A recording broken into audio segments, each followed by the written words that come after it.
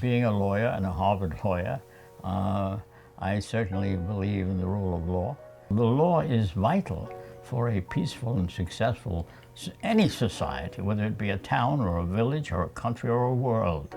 You've got to have the rules which will deter the behavior which is unacceptable and dangerous.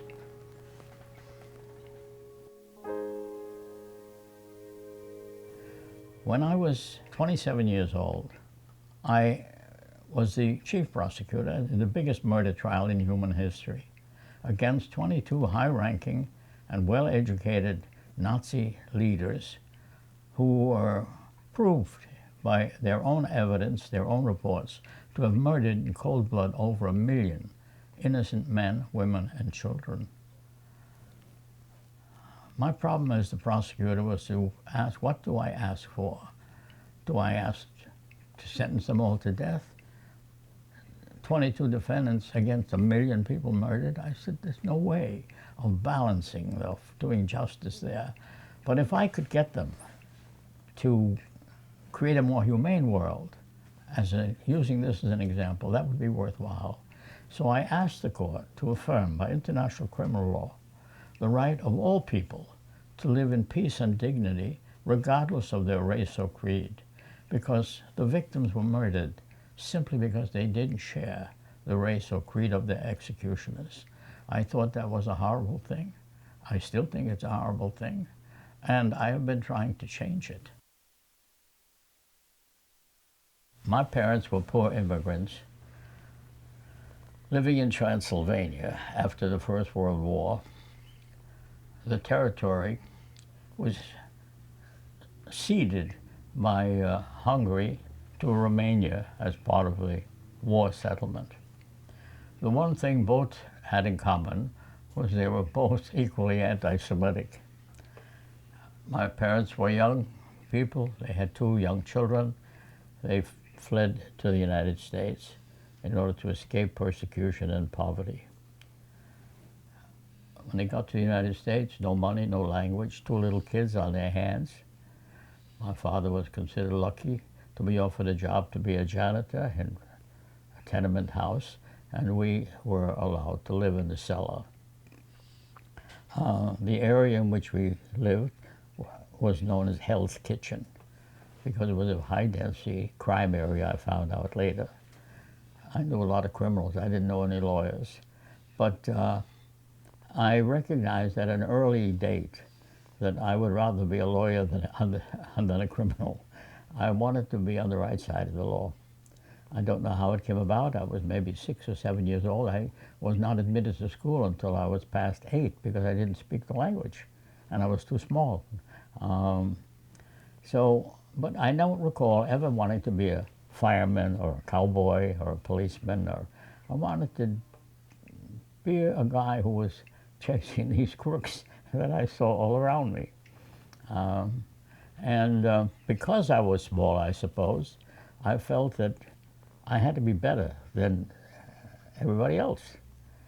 And I was fortunate that when I was in my 8th grade in elementary school, one of the teachers said, this is an unusual child, and they sent me to Townsend Harris High School, which was a preparatory school for boys, for gifted boys, which would admit me automatically to college, the College of the City of New York. I went to City College, and I inquired then which is the best law school in the world. I didn't know the difference between Brooklyn and Harvard, and I was told the best law school is Harvard. So I filed an application to only one school, Harvard. Lo and behold, they accepted me for reasons which remain a mystery to me. In Harvard, I was primarily concerned with juvenile delinquency. I wanted to stop juvenile crime because that's where I was raised, in the atmosphere of juvenile crime. I had been doing interns while I was in college at reform schools in different places, criminal court. So at Harvard, I tended toward the leading criminologist at the time, Professor Sheldon Gluck, who had written many books on the subject following juvenile crime for many years. And I selected the course as which went in that direction. And it was interrupted by the war, but I had already gotten my law degree and been admitted to the bar by that time. So that then I had seen real crimes. What I had seen as a child was nothing compared to what I saw in war. I'm concerned primarily now with trying to do what I recognize is impossible in my lifetime, and is stop war making. War making seems to me to be such a ridiculous thing that if two heads of state are unable to agree, they send out young people like you to kill other young people they don't even know, who may have done them no harm, may never have harmed anybody. And they kill each other, start killing until they get tired of killing, and then they pause, each one declares victory, they rest a while, then they start again. That's absolutely crazy. And that is the current practice. Not only is it the current practice, it is idolized. This is patriotic. This is heroic. I was given 5 battle stars by the Pentagon when I got out of the United States Army after World War II. I didn't consider things heroic to be involved in killing people you don't know. And it may be heroic to be persistent in trying to create a more peaceful world. But the current practice seems to me totally irrational. And of course I realize that it will not change in my lifetime. I've been working on it, I think, since the day I left law school, maybe before. But I have seen significant progress over the years. There has really been an awakening of the human conscience, but it has a long, long way to go. And that's the reason I'm talking to you, because I want young people to pick up this banner and carry it forward. One of the things of which I feel a sense of pride is having played an important role in obtaining compensation for the victims of crimes against humanity. It has never happened in human history that the defeated nation was offering to pay compensation to the individual survivors of a war of aggression. We had to draw up complicated German laws. Who's entitled to what proof is necessary, how much does he get, how far down the line of inheritance can anything go, what about the restoration of stolen properties. I was involved up to here in all of that. When I left Germany, after about 10 years there working on all these programs and setting up a legal aid society to help the victims, about $50 billion had been paid out, and these programs continue to this day. Every Nazi victim, Jew and non-Jew, should be receiving a pension or some payment from the German government for the illegal crimes against humanity of which they were victims.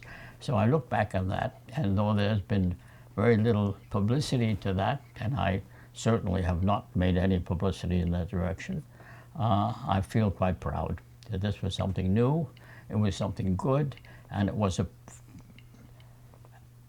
the enactment of something simple I learned in my first year in the Harvard Law School. If you harm somebody illegally, you have an obligation to try to make amends. The ability to see that in practice and put it in help to put it into practice, I'm kind of proud about that. I am now entering my 98th year. It's up to you, the young people, to recognize that law is better than war. No matter what, even if you get a bad decision, law is better than war. And so I've had a slogan, law, not war. And they say, well, how can you do it? I'm going to give you 3 pieces of advice how you can do it. 1, never give up. 2, never give up. 3, I hear you saying, never give up. So the ball is now in your court. I wish you the best of luck. Goodbye.